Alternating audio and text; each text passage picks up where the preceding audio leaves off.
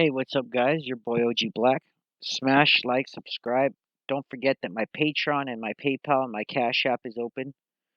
Guys, part of these videos are to tell you guys and explain to you guys parts of stuff that happened to me in my life and things that have occurred in my life. And being in the position that I'm in now, that I can make a positive change and help people out in a positive way and get my story out there and let people know what really goes on in Mexico. What people really go through, what people been through. My stories aren't here to make you guys want to join a cartel, start selling dope, or to do any of that. My stories are for people like in Europe that don't understand, or people here in California, or here people in the United States of America, or Mexico, anywhere in particular. If you don't know what this life is about, the boy OG Black has lived it. I'm 3 generations of it. Sometimes people look at me and they say, "Well, you sound kind of young. You sound like a little kid." Well, to tell you the truth, guys, I don't really know what a mafioso or a cartel member or a gang member sounds like. I'm a Chicano kid that grew up in the barrio. Going back and forth to TJ to Tijuana. And I was around cockfighting and horse racing and you name it. And the story I'm going to get into today, guys, has a lot to do with that intertwined. Now, the story I'm going to get into today, guys, is about an organization that I don't really like. They're an organization, I believe, that has some standards that cannot be met by anyone. They've been known to do atrocities all over Mexico, all over Tamaulipas, all over Mexico. They invaded Michoacan for a while and had everybody from Michoacan in a tight chokehold. That's how the Templarios and La Familia Michoacana and the Valencias, all them got real famous in the beginning, guys, fighting Zetas. And the story I'm going to get into today is one of a part 2 series, and I hope you guys enjoy it.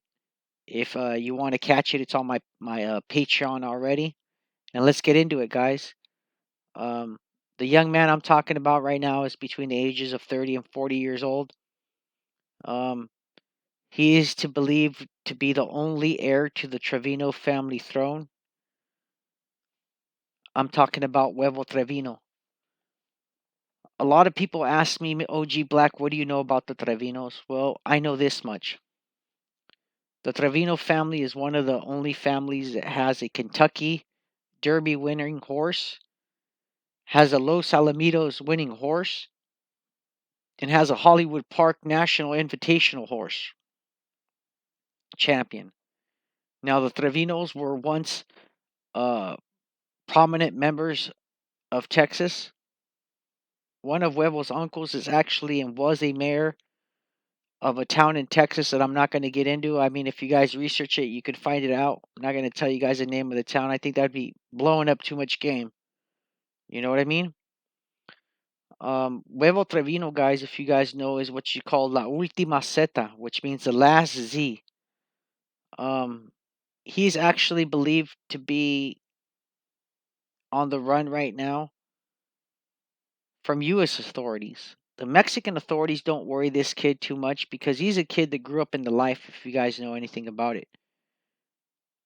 Um, el Niño, as his grandma calls him, or his Aunt Teresa and them call him, is someone who's lived a horrible life. He's seen his dad put in jail. He's seen his uncle murdered. He's seen his brother-in-law tortured in front of him. Guys, I'm going to tell you guys something. A lot of these guys, a lot of these mafiosos, somebody like Huevo, have lived a long time and lived through some tragedies. Um, One time, Huevo and them were picked up by some guys from Cartel del Noreste, which is a cartel. That people say, well, what is that? Cartel del Noreste. Well, he wasn't picked up. He was taken for a joyride and shown some things. Him being a Trevino, he wasn't too scared of all those things. And I won't get into too much of that.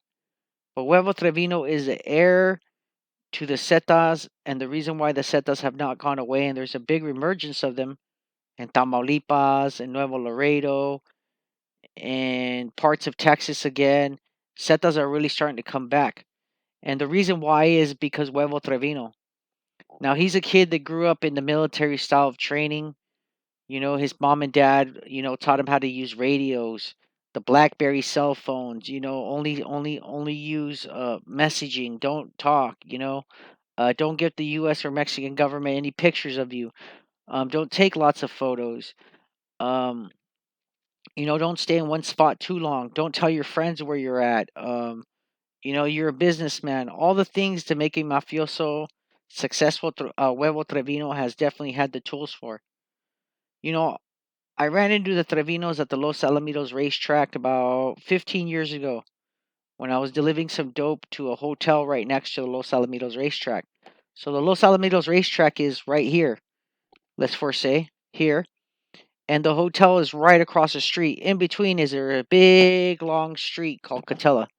So I would deliver dope right here to the hotel. I met jockeys, strippers, models, actors, um, you name it. Why? Because my cocaine and my dope was that good. It was uncut. I didn't need to mess with my candy, and people loved it. And I was making a lot of money from it. Plus, I loved horses.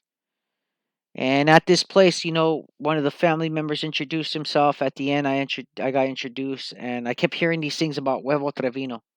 So that was the first time I heard about the Trevinos. I learned about them. I learned not to mess with them, and I stayed my distance for personal reasons. Huevo Trevino, if you guys want to know, is is la última Zeta, which means the last Zeta. Zeta, the last Zeta. He's the last one. So his family has pretty much everything in them, and the Mexican government knows that.